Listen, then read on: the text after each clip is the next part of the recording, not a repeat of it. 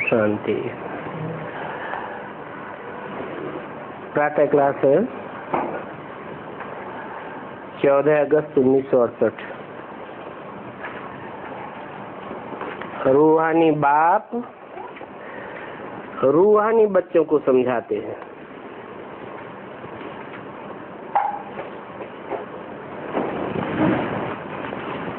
समझाने वाला भी रूहानी और बच्चे भी रूहानी।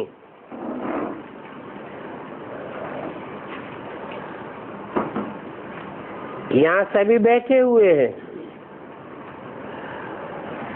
कोई तो देह अभिमानी होंगे, कोई देही अभिमानी होंगे, कोई सेकंड में देही अभिमानी और कोई सेकंड में देह अभिमानी होते रहेंगे। ऐसे तो कोई कह न सके कि हम सारा समय देही अभिमानी होकर के बैठे हैं।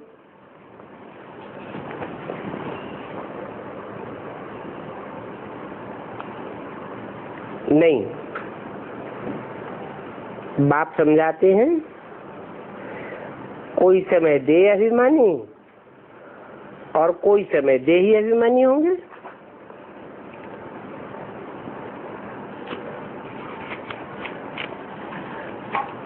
कैसे पता चले कि कब देह अभिमानी होकर बैठे हैं और कब देही अभिमानी होकर बैठे हैं?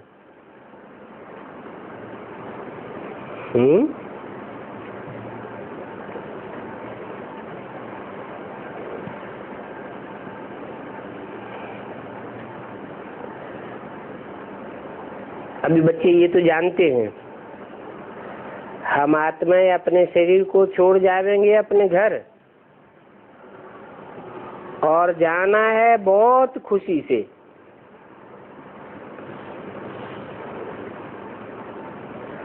सारा दिन चिंतन ही ये करते हैं हम शांति धाम में जावें, क्योंकि बाप ने रास्ता तो बताया है। और कोई भी कभी इस विचार से नहीं बैठता है। ये शिक्षा किसको मिलती ही नहीं है, ख्याल भी नहीं होगा। तुम बच्चे समझते हो ये दुखधाम है। अभी बाप सुखधाम जाने का रास्ता बताते हैं। जितना बाप को याद करेंगे उतना ही संपूर्ण बने यथा योग शांति धाम चले जाएंगे। यथा योग शांति धाम चले जाएंगे। यथा योग शांति धाम में जाना क्या होता है?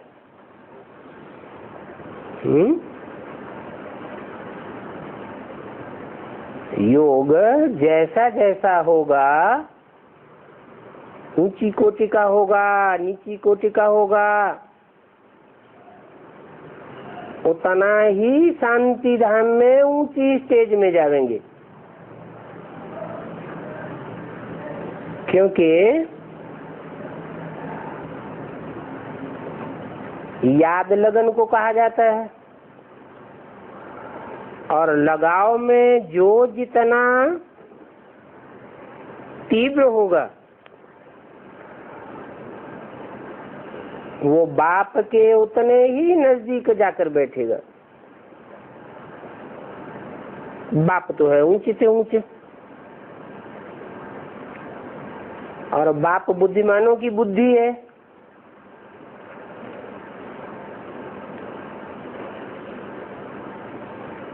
तो जो बच्चे हैं नंबरवार यथा योग लगाने वाले, वो भी बाप के नजदीक उतना ही पहुंचते हैं जितना याद करते हैं तीव्रता से। और आत्माएं जो जड़त्वमयी बुद्धि वाली है वो तो बहुत नीचे रहती है।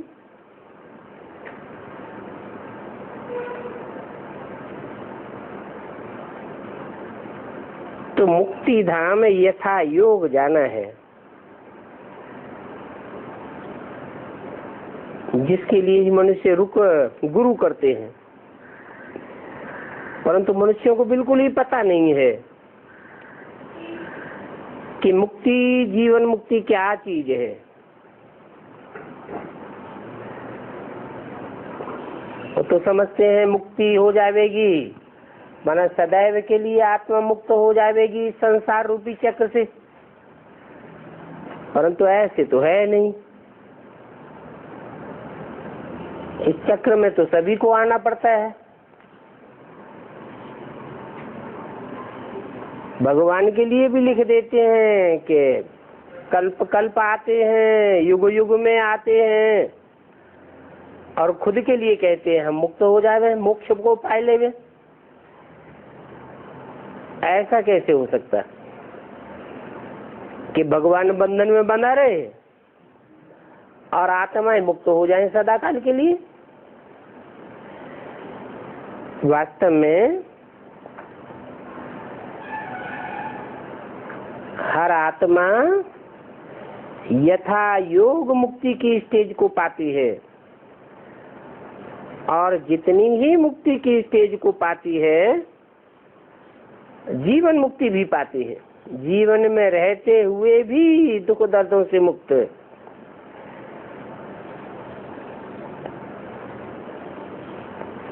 तो दुनिया में कोई नहीं जानते हैं, क्योंकि ये नई बात है।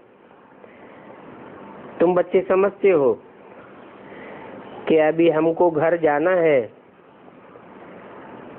बाप कहते हैं पवित्र बनो याद की यात्रा से। तुम पहले पहले जब आए थे, श्रेष्ठाचार्य दुनिया में आए थे, तो तुम सब सतो प्रधान थे। आत्मा ही सतो प्रधान थी।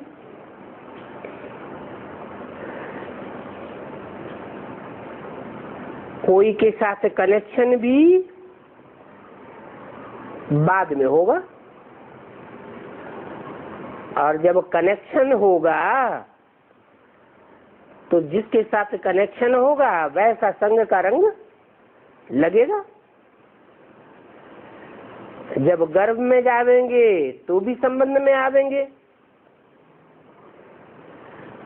तुम जानते हो अभी हमारा ये अंतिम जन्म है।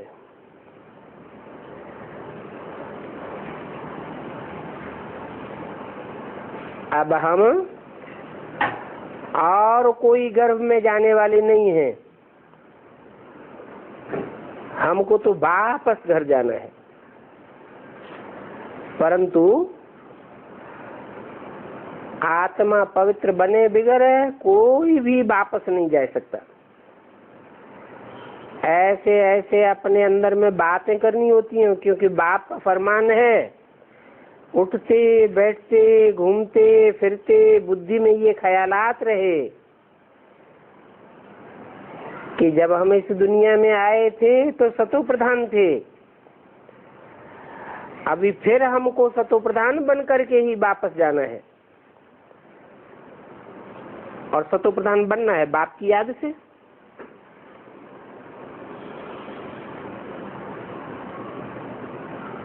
क्योंकि एक बाप ही है जो सदा सत्य है,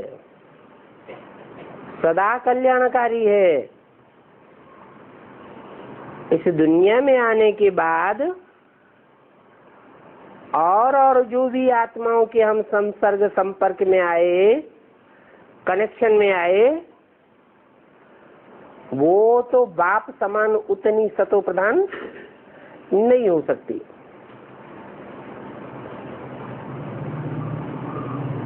तो बाप की याद से हम सतो प्रधान बनते हैं। बाप ही पतितों को पावन बनाने वाला है। और तो साफ संग के रंग में आ जाते हैं। जो खुद ही संग के रंग में आ जाते हैं, प्रभावित हो जाते हैं, वो हमको पतित पावन कैसे बनाएंगे?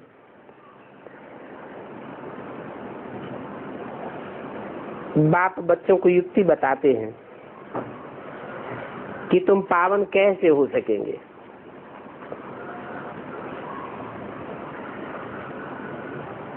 क्योंकि बाप ही सारी सृष्टि के आदि मध्य अंत को जानते हैं, और कोई भी आत्मा ऐसी नहीं है जो सारी सृष्टि के आदि मध्य अंत को जानता हो। सब जन्म मरण के चक्र में आते रहते हैं, भूलते रहते हैं, और कोई भी अथॉरिटी नहीं है सृष्टि के आदि मध्य अंत को जानने वाली। बाप ही मनुष्य सृष्टि का बीज रूप है। तो सारी सृष्टि के आदि मध्य अंत को जानते हैं। ये भक्ति कहाँ तक चलती है वो भी बाप ने समझाया है।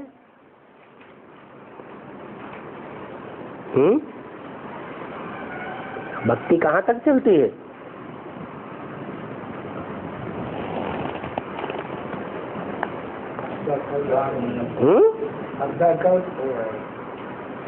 हाँ, तो वो आधा कल्प भी कहाँ तक है?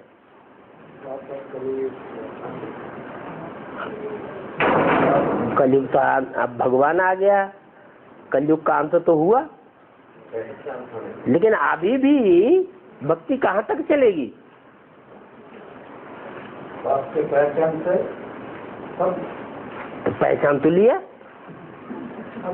लेकिन भक्ति तो चल भी रही है और ज्यादा बढ़ रही है। भक्ति कम हो रही है या भक्ति और ज्यादा बढ़ती ही जा रही है? बढ़ती जा रही तो कहाँ तक चलेगी? जब तक बात के ऊपर पूरा निश्चय है, पूरा निश्चय। अच्छा,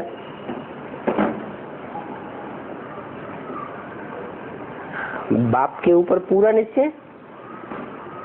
अच्छा, एक कोई पूरा निश्चय नहीं हुआ होगा? सिर्फ ये के लिए। हाँ, तो उसकी भक्ति खत्म हो जानी चाहिए। लेकिन सारी दुनिया तेरे बाद में सर्व का बड़ा। भक्ति कहाँ तक चलती है वो भी बाप ने समझाया है। कब तक चलती है? जब तक अति न हो जाए तब तक अंत नहीं हो सकता। कोई भी चीज का अंत तब होता है जब अति हो जाती है। इतना समय ज्ञान मार्ग, इतना समय भक्ति मार्ग चलता तो है।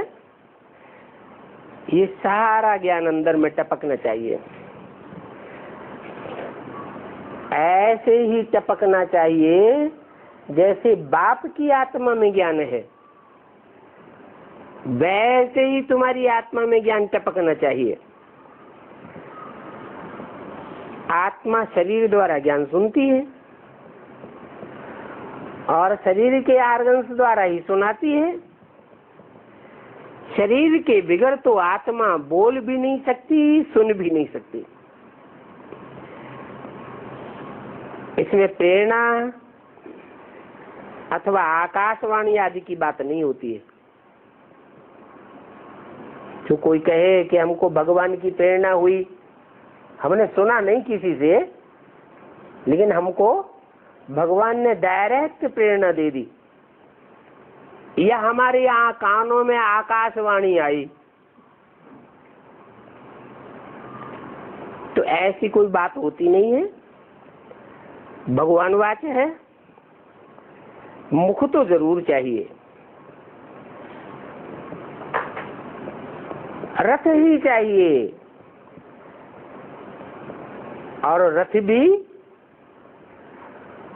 कोई घोड़े गधे का थोड़े ही लेंगे।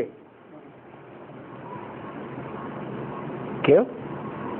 शास्त्रों में तो दिखाया हुआ है घोड़े गाड़ी वाली। घोड़ों की गाड़ी नहीं दिखाई है, 4 घोड़े दिखाए हैं, उनके साथ रथ जुता हुआ है।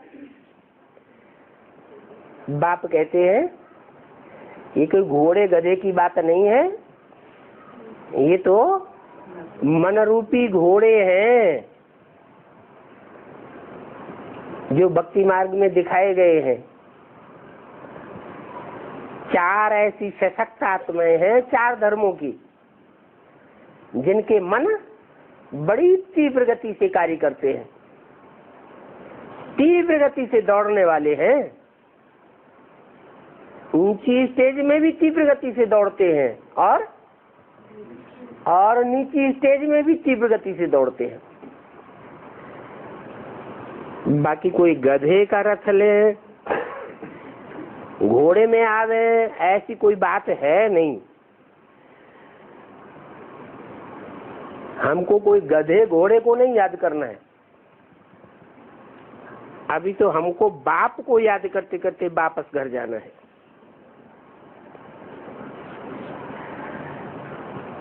यहाँ तो हमको रहना ही नहीं है। दूसरा कोई मनुष्य ऐसे नहीं समझता है। तुम भी पहले समझते थे कि कलयुग 40,000 वर्ष का है, क्योंकि अज्ञान नींद में सोए पड़े थे। अभी बाप ने जगाया है। भक्ति मार्ग के शास्त्रों के कारण मनुष्य अज्ञान अंधेरे में घोर निद्रा में पड़े हुए हैं। तुम भी अज्ञान निद्रा में थे, अभी तुमको ज्ञान मिला है। अज्ञान कहा जाता है भक्ति को। भक्ति नाम क्यों पड़ा है? क्योंकि बुद्धि भागती रहती है, बुद्धि को ठिकाना मिलता ही नहीं, बाप का परिचय ही नहीं मिलता। पक्का ठिकाना न मिलने की वजह से बुद्धि भटकती रहती है, तीर्थों में, ठिकानों में, गिरजाघर, मंदिर, गुरुद्वारों में। इसको कहा जाता है अज्ञान, अंधेरा। अंधेरे में भटकते हैं ना। और ये भक्ति रूपी अज्ञान भी आधा कल्प चलता है। आधा टाइम दिन और आधा टाइम रात। ये भी कोई नहीं समझते कि 2500 वर्ष से हम मनुष्यों की बुद्धि भटकती चली आई है। कब से? जब से ये द्वैतवादी गुरु लोग, मनुष्य गुरु इस सृष्टि पर आए, तब से सबकी बुद्धि भटकती रही। उससे पहले भटकना नहीं था। सबकी बुद्धि एकाग्र थी। कहाँ? आत्मिक स्थिति में। आत्मिक स्थिति में एकाग्र होने को भटकना नहीं कहेंगे, उसे कहेंगे दिन। फिर जब बुद्धि भटकने लगी, भागने लगी, ठोकरें खाने लगी, तो कहेंगे अज्ञान रूपी अंधेरा।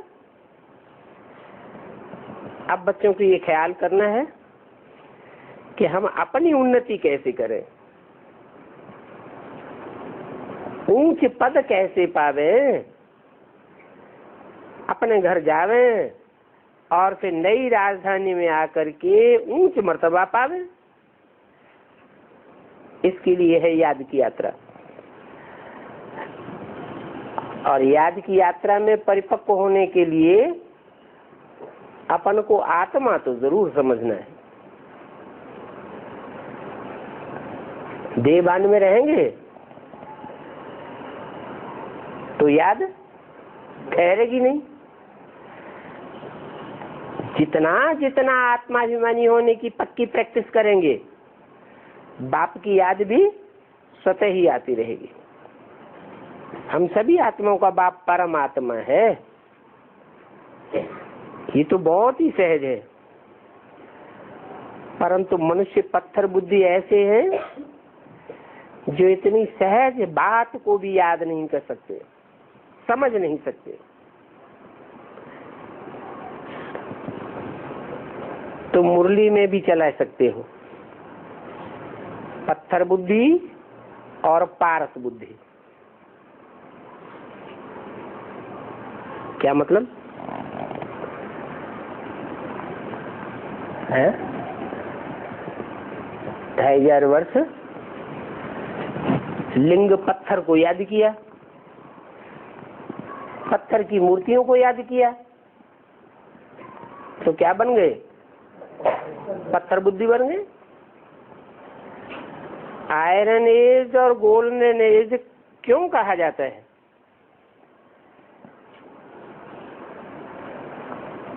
आयरन बहुत सख्त होता है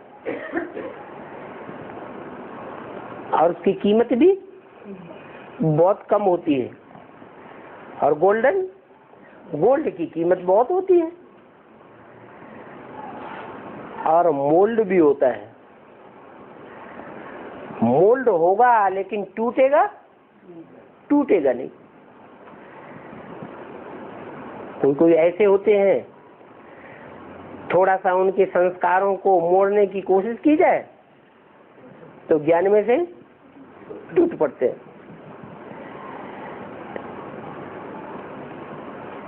बाप ने समझाया है, इस समय सभी तमो प्रधान बुद्धि बन गए, क्योंकि अभी भ्रष्टाचारी नाम तो है ना।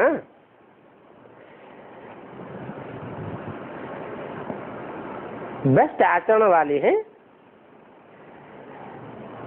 ये रावण राज्य है, इसलिए तुम्हारी बुद्धि भ्रष्टाचारी बन गई है। मनुष्य समझते हैं जो विकार में नहीं जाते हैं वो पावन है। ये क्या बात है? जो विकार में नहीं जाते हैं वो पावन नहीं है। सन्यासी विकार में नहीं जाते हैं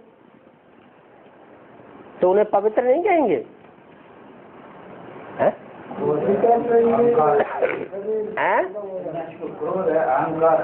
अहंकार है। अरे वो विकार में नहीं जाते तो पवित्र हुए ना।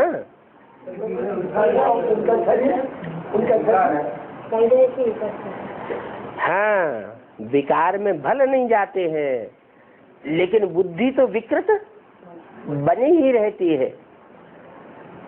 मन बुद्धि विपरीत कार्यों में लगती है या नहीं लगती है? लगती है।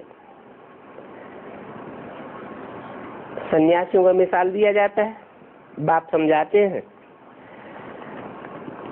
जो विकार में नहीं जाते हैं सन्यासी, वो अल्पकाल के लिए पावन बनते हैं। क्या?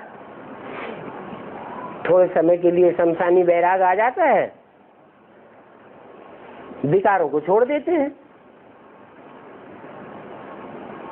वो सदाकाल के पावन देवताएं नहीं हो सकते। दुनिया तो फिर भी पतित ही बनी रहती है ना। पतित दुनिया में सदाकाल के लिए पावन कहां से आवेंगे? पावन दुनिया तो होती है सत्ययुग।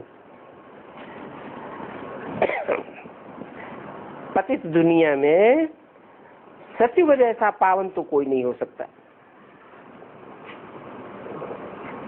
सत्ययुग में कैसा पावन होता है? और जो पतित दुनिया में जो सन्यासी पावन बनते हैं वो कैसे पावन बनते हैं? क्या अंतर है? हैं? हाँ, सत्ययुग में जो देवताएं होते हैं वो प्रवृत्ति में भी रहते हैं, मेल फीमेल साथ साथ जीवन में रहते भी हैं, और साथ साथ रहते हुए भी पतित नहीं बनते, और थोड़े समय के लिए भी नहीं, जन्म जन्मांतर के लिए पावन बनकर रहते हैं। और इस पतित दुनिया में बड़े सन्यासी बनते हैं, फिर भी अगला जन्म पतित पने से ही होगा। वहां तो रावण राज्य विकार ही नहीं होता, यहाँ तो रावण राज्य है।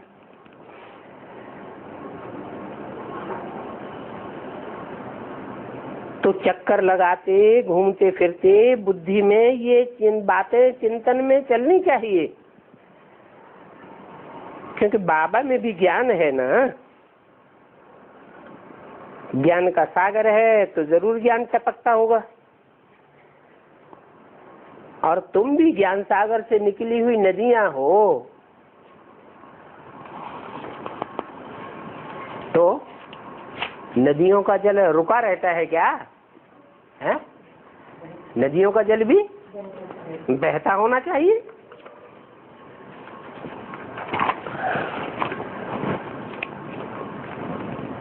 हाँ, ये कहेंगे एवर प्योर तो सागर ही है। 14/8/68 की वाणी का दूसरा पेज। तुम कोई एवर सागर नहीं हो, क्योंकि तुम बच्चे तो पढ़ते हो। वास्तव में नदियां आदि पतित पावनी है, वो भी बात नहीं है। वो तो नदियां आदि कहने से गंगा यमुना आदि कह देते हैं। अभी तुम बच्चे समझते हो कि हम तो सभी भाई भाई हैं।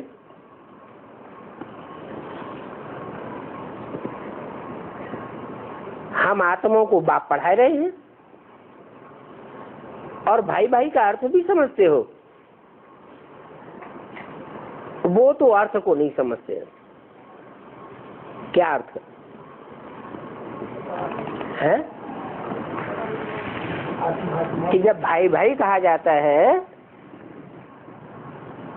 तो एक बाप के बच्चे होना चाहिए, और एक बाप के जो बच्चे हैं वो भी सब आत्मिक स्थिति वाले होने चाहिए।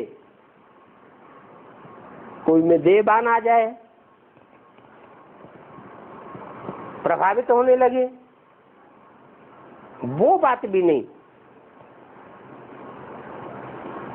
तुम सभी का बाप एक है। अभी हम आत्माओं को वापस अपने घर जाना है, और घर भी एक ही है। वो घर है ब्रह्मांड।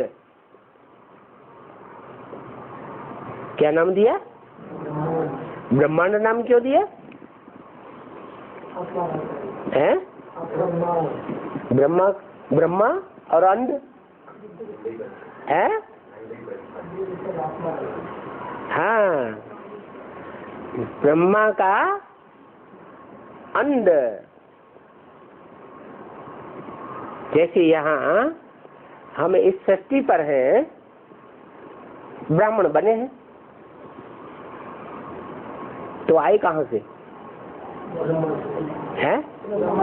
ब्रह्मा से ही तो आए। तो ब्रह्मा चैतन्य बाप है या बाप के रहने का स्थान है?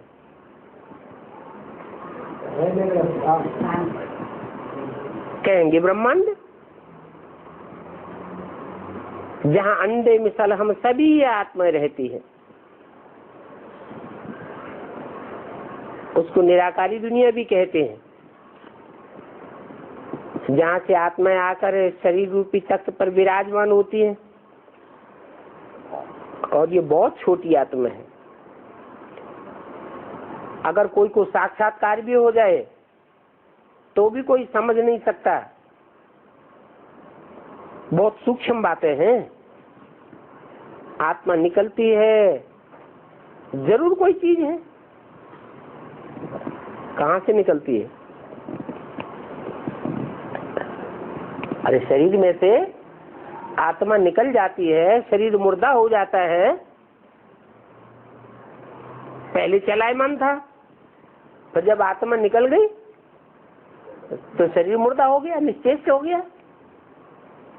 तो साबित हुआ कि जरूर शरीर में से कोई शक्ति, कोई चीज निकल गई। इतनी सूक्ष्म है कि जब आत्मा शरीर से निकलती है तो कोई को दिखाई भी नहीं पड़ती है। बिंदी मिसल है। कब कहते हैं टिपर से निकल गई, कब कहते हैं इनकी आंखों से निकल गई। कोई का शरीर छोड़ते समय मुख खुल जाता है तो समझते हैं मुख से निकल गई। अब आत्मा कैसे आती है कैसे जाती है, ये बात तो बाबा ने बताई नहीं है। बताइए है कि शरीर में आत्मा कहाँ से आती है और कहाँ से जाती है, बाबा ने बताया क्या? हाँ, ये कहेंगे आत्मा शरीर को छोड़कर चली जाती है। तो जब आत्मा शरीर को छोड़ करके चली जाती है तो शरीर जड़ हो जाता है, फिर जरूर दूसरे जड़ शरीर में जाकर प्रवेश करती है। कहाँ? गर्भपिंड में जो पिंड तैयार होता है वो जड़ होता है या चैतन्य होता है? जड़ पिंड होता है, उसमें प्रवेश करती है। जब प्रवेश करती है तो चुरपुर होती है। किसको पता चलता है पहले? माता को पता चलता है। तो कहेंगे वास्तव में मनुष्य तो मिट्टी का पुतला है, आत्मा को थोड़ा ही पुतला कहेंगे। तो कहेंगे ये ज्ञान है, चलते फिरते बुद्धि में ये ज्ञान टपकना चाहिए। स्टूडेंट की बुद्धि में सारा ज्ञान सारी पढ़ाई रहती है ना, तुम्हारा भी सारा दिन पढ़ाई का ही ख्याल चलना चाहिए। जो अच्छे अच्छे स्टूडेंट्स होते हैं उन्हों के हाथ में सदैव कोई न कोई क्या रहेगा? किताब रहेगी, कॉपी रहेगी, पढ़ते रहेंगे। बाप कहते हैं तुम्हारा भी ये अंतिम जन्म है, सारा चक्कर लगा करके अभी अंत में आए हो, तो बुद्धि में यही बातें स्मरण करना चाहिए, धारणा करके फिर औरों को सुनाना चाहिए। कोई को तो ये बातें धारण ही नहीं होती हैं। क्यों? कोई को धारण होती है और कोई को धारण नहीं होती है, इसका कारण क्या है?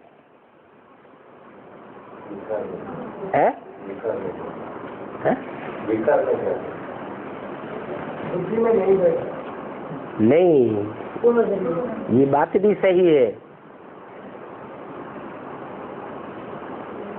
ब्राह्मणों को ये बात का अनुभव है कि जब विकारी बनते हैं, जिन दिनों जीवन ज्यादा विकारी हो जाता है, उन दिनों बुद्धि में से ज्ञान भाग जाता है, और जैसे जैसे हम निर्विकारी बनते हैं वैसे वैसे ज्ञान बुद्धि में टपकता रहता है। माने ज्ञान बुद्धि में ठहरे या न ठहरे, उसका कारण क्या हुआ? प्योरिटी। जो पवित्र है, सोने की बुद्धि होगी तो उसमें ज्ञान ठहरेगा, और अपवित्र बुद्धि होगी तो ज्ञान बुद्धि में ठहरेगा नहीं। स्कूल में भी नंबरवार स्टूडेंट तो होते ही हैं, उन स्कूलों में भी सब्जेक्ट्स बहुत होती है, और यहाँ तो एक ही सब्जेक्ट है, एक ही अहम ऑब्जेक्ट है। वहाँ तो अहम ऑब्जेक्ट भी ढेर की ढेर होती है, वकील बनना है, डॉक्टर बनना है, ये बनना है, वो बनना है। यहाँ क्या है? यहाँ तो नर से नारायण बनना है, मनुष्य से देवता बनना है। यही पढ़ाई का चिंतन चलता रहे।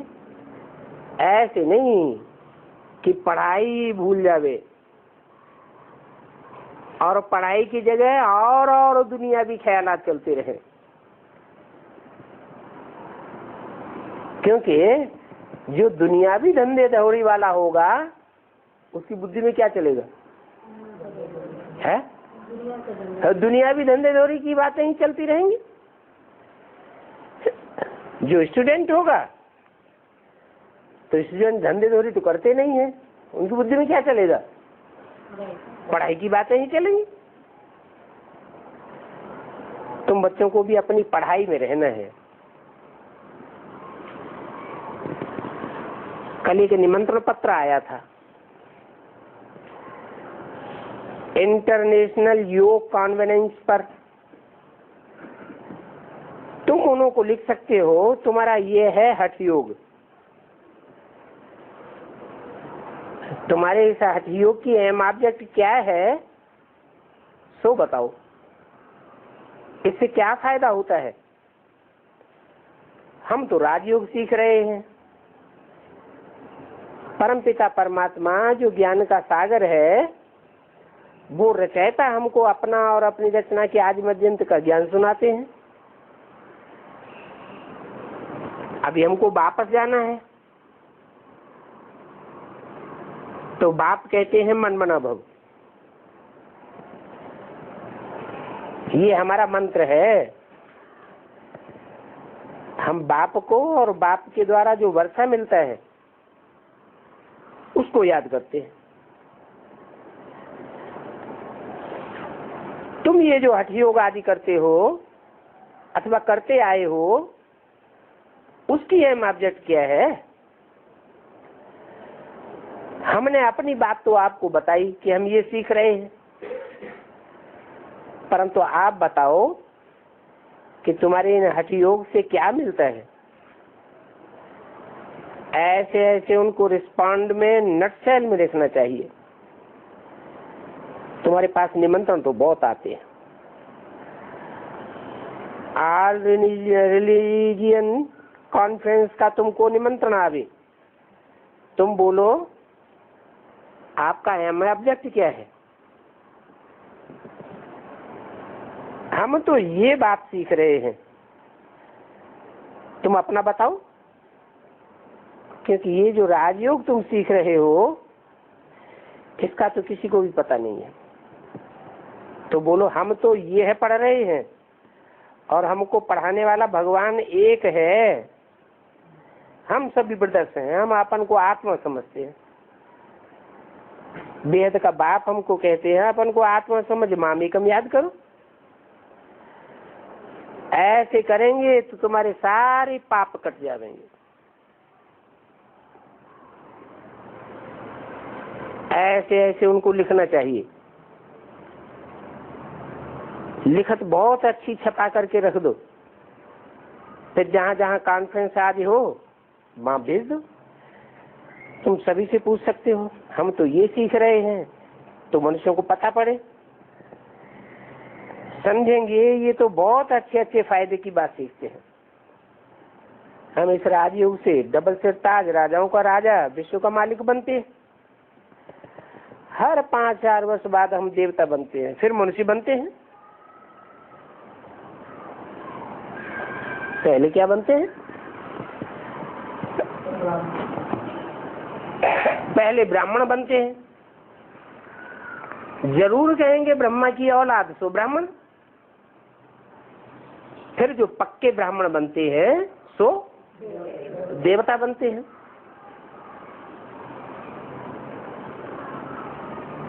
क्यों? जो ब्राह्मण है, पढ़ रहे हैं, ब्रह्मा के ही तो बच्चे हैं। तो जो ब्रह्मा के बच्चे हैं वो देवता क्यों नहीं? ऊपर नीचे नहीं, ब्रह्मा खुद ही देवता नहीं है। जो ब्रह्मा के बच्चे हैं उनमें भी देवता वह बनते हैं जो संपूर्ण ब्राह्मण बनते हैं। चंद्रमा कभी संपूर्ण होता है और कभी अपूर्ण होता है। तो जब ज्ञान चंद्रमा ब्रह्मा ही अपूर्ण है तो बच्चे भी अपूर्ण ही रहेंगे। चंद्रमा संपूर्ण होता है तो बच्चे भी संपूर्ण बनते हैं। इसलिए कहा जाता है ब्रह्मा का दिन, ब्रह्मा की रात। ब्रह्मा का जब दिन होता है तो ज्ञान चंद्रमा ब्रह्मा संपूर्ण होगा या अधूरा होगा? संपूर्ण ही होगा। संपूर्ण कैसे बनता है? बाप को याद करने से संपूर्ण बनते हैं और औरों को याद करने से अपूर्ण बनते हैं। ऐसे ऐसे लिखना चाहिए। ऐसे लिखत बहुत अच्छी छपा करके रखो।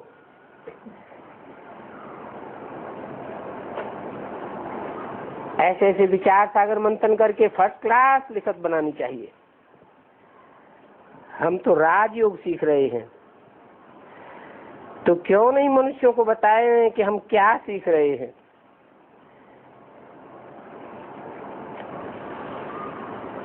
इस राजयोग में क्या राज भरा हुआ है जो हम मनुष्य से देवता बनते हैं। तुमसे कोई उद्देश्य पूछते हैं, तुम्हारा उद्देश्य क्या है, तो तुम्हारा छपा हुआ रखा हो। हमारा एम ऑब्जेक्ट ये है, नर से नारायण बनना, नारी से लक्ष्मी। फिर उनसे भी पूछो, आप अपना एम ऑब्जेक्ट बताओ, आपके इस हठ योग से क्या प्राप्ति होगी। तुम तो फट से कह देते हो हमको विश्व की बादशाही चाहिए। जो विश्व की बादशाही और कोई को मिली नहीं है, राजयोग से ही विश्व की बादशाही मिलती है। ऐसे ऐसे लिखने से उनको भी टेम्पटेशन होगी। इसमें कोई हठ योग व शास्त्रार्थ आदि करने की भी बात नहीं है। तुम कोई से भी शास्त्रार्थ नहीं करेंगे। 1468 की वाणी का 3रा पेज। उन हठ योगियों को, शास्त्रवादियों को शास्त्रार्थ का भी कितना अहंकार रहता है।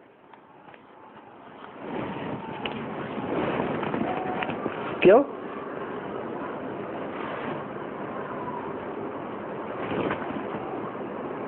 वो अपन को शास्त्रों की अथॉरिटी समझते हैं। वास्तव में वो तो पुजारी है। जो खुद ही पुजारी है उनको अथॉरिटी कैसे कहेंगे? अथॉरिटी तो पूज्य को कहा जाता है। पुजारी को क्या कहेंगे? जो पुजारी होते हैं वो तो होते ही है पुरानी दुनिया में। द्वापर कलयुग को पुरानी दुनिया कहेंगे। तो ये क्लियर करके लिखना चाहिए हम क्या सीखते हैं। ब्रह्मा कुमारी का नाम तो दुनिया में बहुत मशहूर हो गया है। तुम पूछ सकते हो तुम्हारे इस हठ योग का एम ऑब्जेक्ट क्या है? बोलो। योग 2 प्रकार के होते हैं। एक होता है हठ योग और दूसरा होता है सहज राजयोग। और वो सहज राजयोग तो कोई भी मनुष्य सिखला ही नहीं सकता, क्योंकि मुश्किल को सहज करने वाला एक भगवान ही गाया हुआ है। और तो सब मुश्किल को बढ़ाने वाले हैं। राजयोग तो परमपिता परमात्मा ही सिखाते हैं। बाकी जो तुम्हारे ये अनेक प्रकार के योग हैं वो सब योग मनुष्यों की मत पर है। वहाँ देवताओं को तो किसी की मत लेने की दरकार ही नहीं होती है। देवताओं का कोई गुरु होता ही नहीं है। शास्त्रों में उन्होंने देवताओं का गुरु दिखाई दिया है। कौन है? बृहस्पति। अब बृहस्पति ग्रह है या सूर्य है? वो तो ग्रह है। जो ग्रह होते हैं वो स्वयं प्रकाशित होते हैं या सूर्य की रोशनी से प्रकाशित होते हैं? जिसमें खुद ही रोशनी नहीं है, ज्ञान नहीं है, वो दूसरों को ज्ञान कैसे देगा? तुम तो बाप से वर्षा लेते हो, तो वो देवताएं हैं जो दैवी गुण वाले होते हैं तो 2 बाहों वाले मनुष्य, परंतु उनमें दैवी गुण वाले हैं, इसलिए देवता कहा जाता है। और जिनमें दैवी गुण नहीं होते हैं, आसुरी गुण होते हैं, उनको कहा जाता है असुर। उन्होंने तो देवताओं को और असुरों को साथ साथ दिखाई दिया है। शास्त्रों में क्या दिखाया है? देवताओं और असुरों की लड़ाई लगी। अब देवताएं होते हैं सत्युग त्रेता में, असुर होते हैं द्वापर कलयुग में, तो लड़ाई कहाँ की दिखा दी? इस संगम युग में जब भगवान बाप आते हैं तो जो बाप के बच्चे बनते हैं वो हैं देवताएं, और जो नहीं बनते हैं वो हैं असुर। हाँ, ये कहेंगे कि बाप जब आते हैं तो कोई मुकर्रर रथ का आधार देते हैं। ये भी तुम बच्चे जानते हो कि देवताओं का भी राज्य था, फिर वो कहाँ गया, 84 जन्म कैसे लिए, इसके लिए सीढ़ी पर समझाना चाहिए। ये सीढ़ी का चित्र बहुत अच्छा है। जो तुम्हारे दिल में है वो तुम्हारी सीढ़ी में है। जो सीढ़ी का ज्ञान किसी को समझा नहीं सकते हैं उनको जट कहेंगे। सिर्फ सीढ़ी का ज्ञान। और चित्रों की बात क्यों नहीं बताई है? हाँ, कि जो भारतवासी होते हैं वही सीढ़ी 84 का चक्र पूरा चढ़ते हैं और वही उतरते हैं। तो चढ़ाव उतार का उनको पता रहता है और दूसरों को पता होता ही नहीं, पूरे 84 जन्म लेते ही नहीं। तो कहेंगे जट बुद्धि। जट लोग क्या पढ़ेंगे? सारा मदार पढ़ाई पर है। पढ़ाई है सोर्स ऑफ इनकम। ये सबसे ऊंची पढ़ाई है, दी बेस्ट है। क्यों? सबसे ऊंची पढ़ाई क्यों? क्योंकि पढ़ाने वाला ऊंच से ऊंच भगवान है।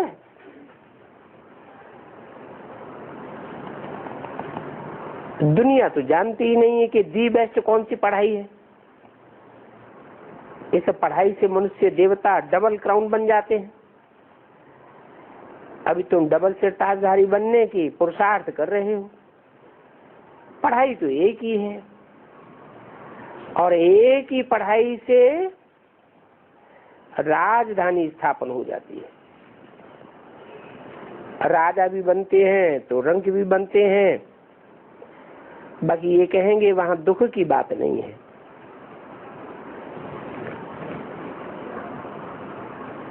मरते तो हैं परंतु खुशी खुशी मरते हैं, खुशी खुशी शरीर छोड़ते हैं।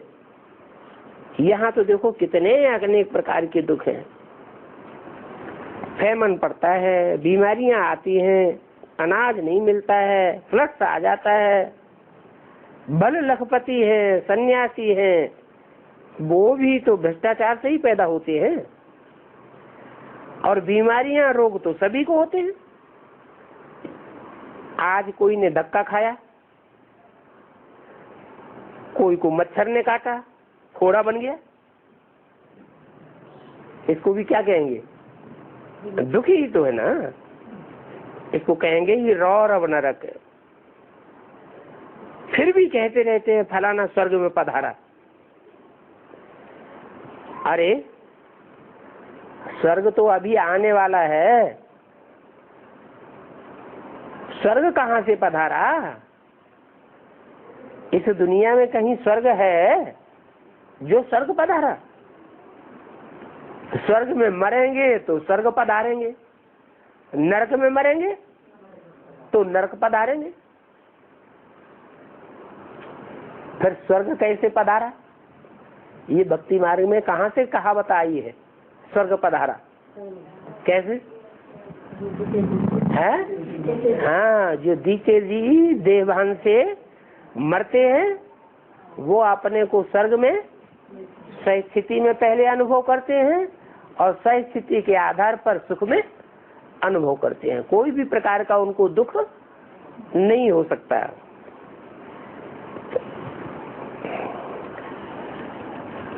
तो ये बातें किसी को भी समझाना बहुत सहज है। अभी बाबा ने ऐसे ऐसे प्रस्ताव दिया है, लिखना तो बच्चों का काम है। बच्चों को खुद धारणा होगी तो लिखेंगे। मुख्य बात बच्चों को समझाते हैं कि अपन को आत्मा समझो, क्योंकि अभी आत्माओं के लोक में वापस जाना है। जहाँ जाना होता है वैसी स्थिति को धारण करना होता है। हम सतो प्रधान थे तो खुशी का पारावार नहीं था, हम विश्व के मालिक थे। अभी फिर हम तमो प्रधान बने हैं तो सहज पॉइंट्स, और बाबा तो ये पॉइंट समझाते ही रहते हैं। अभी कलयुग है, पहले सतयुग था, 84 जन्म सतयुग वाले भी लेते होंगे। ये बैठ करके अच्छी रीति समझाना है कि सब 84 के चक्र में नहीं आते हैं। कौन आते हैं? जो सतयुग में आदि में आए थे वो 84 के चक्र में आते हैं। नहीं मानते हैं तो समझा जाता है ये हमारे कुल का नहीं है। पढ़ाई में तुम बच्चों को दिन प्रतिदिन आगे बढ़ते जाना है, पीछे थोड़ा ही हटना है। दैवी गुणों के बदली आसुरी गुण धारण करना, इसको क्या कहेंगे? आगे बढ़ना या पीछे हटना है? कहेंगे पीछे हट गया।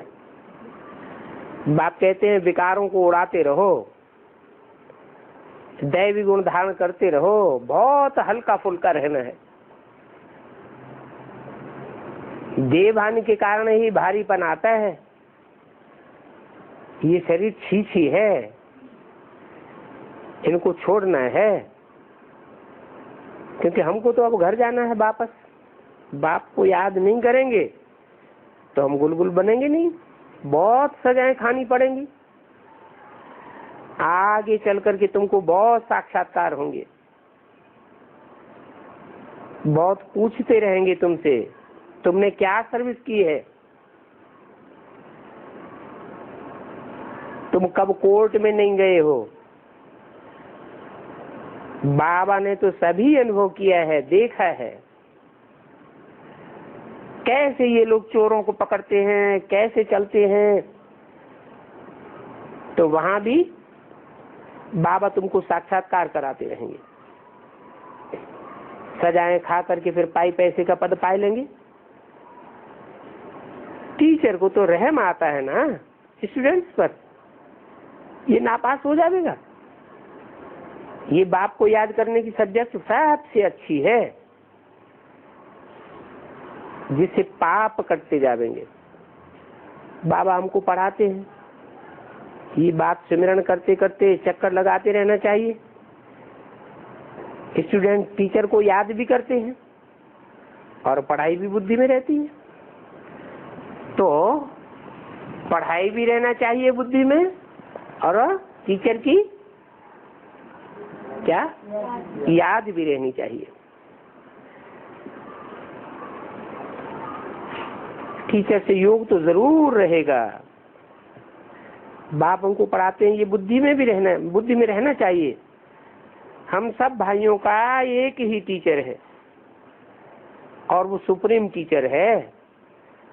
आगे चल करके बहुतों को मालूम पड़ेगा, धून धूनी लग जाएगी। अहो प्रभु तेरी लीला, महिमा करते करते मरेंगे। परंतु महिमा करते करते तो मरेंगे, परंतु पाए नहीं सकेंगे। देह अभिमान में आने से ही उल्टे कर्म करते हैं। बाप कहते हैं देही अभिमानी होने से अच्छे कर्म करेंगे। तुम्हारी भी अब है तो वानप्रस्थ अवस्था, वापस जाना ही पड़ेगा, हिसाब किताब चुकतू करना, सबको वापस जाना है।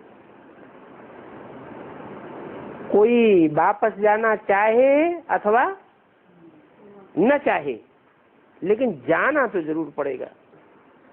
ये क्या बात है? ऐसा कोई होगा जो वापस न जाना चाहे इस दुनिया से? है? है? नहीं, जाना पड़े, लेकिन कोई ऐसा हो कि जो इस दुनिया में अच्छा समझता हो, अपने को न जाना चाहे। है? अरे किसी को यही अच्छा लगता है तो क्यों जाना चाहेगा?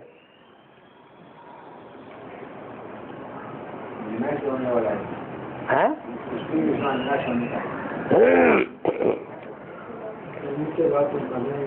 नाली का कीड़ा होता है,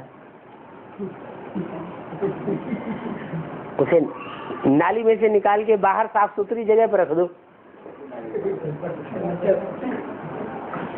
वो वहां रहना चाहेगा? है? नाली से बाहर जाना चाहेगा? नहीं। तो फिर कोई न जाना चाहे?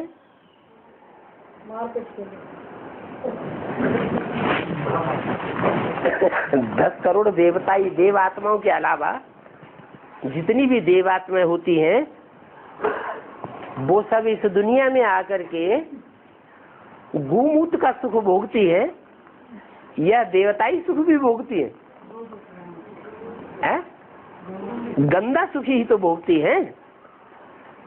तो जिनके जन्म जन्मांतर के संस्कार पड़े हुए हैं, कल्प कल्पांतर के गंदगी का सुख भोगने के, वो वापस जाना चाहेंगे? है? उनको कोई कहे कि सुखधाम जावेंगे तो शांति धाम आवेंगे, इसलिए चलो जल्दी जल्दी सुखधाम। जो पहले पहले सुखधाम जावेंगे वो पहले पहले, जो मुक्ति धाम पहले जावेंगे वो पहले पहले सुखधाम में भी आवेंगे।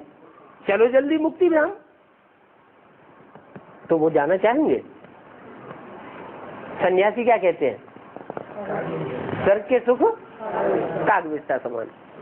वो तो जाना ही नहीं चाहते, फिर भी